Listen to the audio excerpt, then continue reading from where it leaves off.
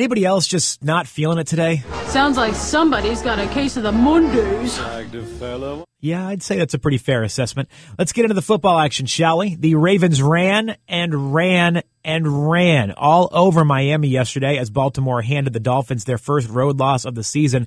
Big game for Ray Rice in the Baltimore 26-10 win. That look on Tom Brady's face right there says it all. The Patriots got manhandled by Peyton Hillis, Colt McCoy, and the rest of the Browns in a 34-14 rout. Where did this Hillis guy come from anyway? In just 8 games, he's nearly doubled his career yardage. Good for him, I guess. Now, did any of you see this play? Here's Ndamukong Suh. Now, the kick is actually pretty good, except you see just smooth motion, but he pushes it.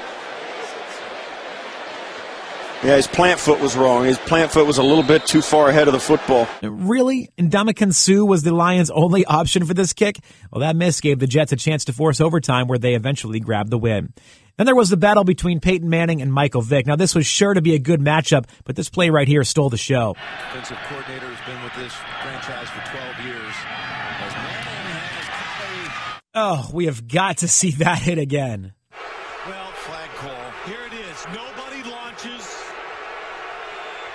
Hit below the shoulder. It would be that call there. I think a defenseless player, helmet to helmet. Thankfully, Collie will be just fine, but it was scary for a bit, and you're definitely going to be hearing about that hit all week long on the sports shows. Now, besides that, the game was basically all Eagles as they defeated the Colts.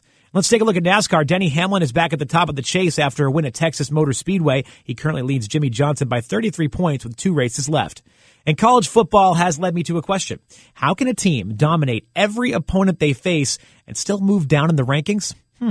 Let's ask the BCS. Boise State fell a spot after crushing Hawaii on Saturday. I bet that feels just about as bad as this did. Yo, Taylor, I'm really happy for you. I'm going to let you finish.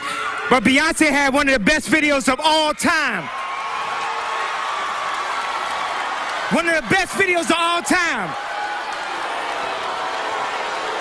Now, who moved up, you ask? TCU. No amount of face paint or crazy fans would have saved Utah from getting owned by the Horned Frogs this weekend. That win pushed TCU up into 3rd in the standings. Oregon takes the top spot after their big win over Washington, and somehow Auburn had to play Chattanooga, which really just isn't fair, right?